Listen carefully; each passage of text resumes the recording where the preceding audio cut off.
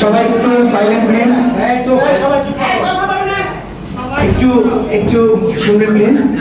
আমরা ছেচল্লিশের একেবারে শেষ প্রান্তে আছি।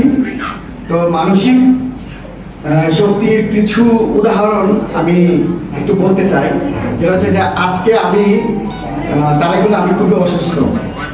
আমার গত মাসে টাইফয়েড হয়েছে, ইউরিন ইনফেকশন হয়েছে, অ্যাজমা হয়েছে এবং গত 4-5 দিন যাবত আমার ডায়াবেটিস এর উপরে আছে। তো সেই জায়গা থেকে আমি রোগীকে ভালোবেসে আমি যেখানে আসতে পারবো এটা আমি আজকে ধারণা করতে পারিনি।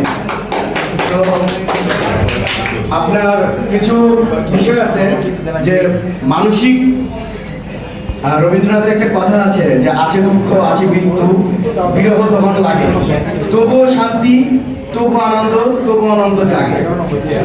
আমাদের বিদ্রোহী কবি কাজী নজরুল ইসলাম বলেছেন, জাহান্নামের আগুনে বসেও আমি হাসি পুষ্পের হাসি। এগুলো হচ্ছে মানুষকে উজ্জীবিত করে। তারা কিন্তু অনেক সংগ্রাম করেছে। আপনারা দেখবেন যে পৃথিবীতে অনেক যুদ্ধ আছে, ছোট বাহিনী বিশাল বাহিনীকে পরাজিত করে ফেলেছে। সম্রাট বাবর, মুঘল সাম্রাজ্যের প্রতিষ্ঠাতা, উনি একটা সময় উনি মানে রাজ্যহীন হয়ে পড়েছিল, ওনার কোনো দেশ ছিল না, হেরে গিয়ে তারপরে উনি ভারতবর্ষ জয় করেছে।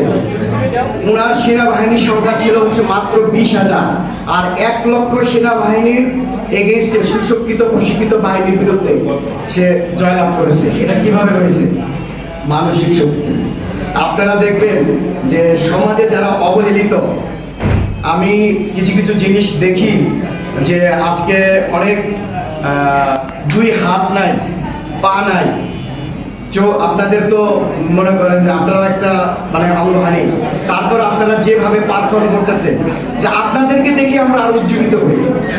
তো মানসিক শক্তি, মানুষ যখন যে কোনো যুদ্ধে মানসিক গেমে হেরে যায়, সেটা জীবন যুদ্ধ হতে পারে, চাকরি যুদ্ধ হতে পারে, পড়াশোনার যুদ্ধ হতে পারে, পারিবারিক যুদ্ধ হতে পারে, রাষ্ট্রীয় যুদ্ধ হতে পারে, সে যখন মানসিক শক্তি তাকে এগিয়ে নিয়ে যায়।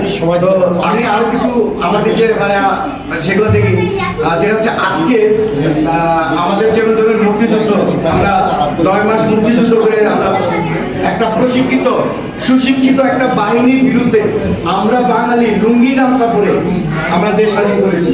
কিভাবে সম্ভব হয়েছে?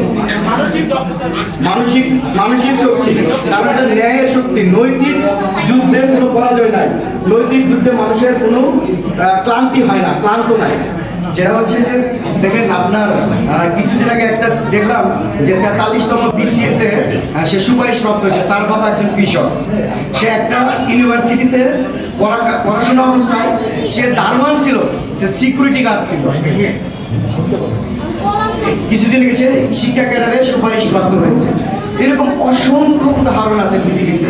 আপনারা দেখবেন পৃথিবীর যত সাকসেস মানুষ, তারা সব প্রকৃতির সাথে, সমাজের সাথে, চারপাশের সাথে যুদ্ধ করে তারা মাথা উঁচু করে দাঁড়িয়েছে।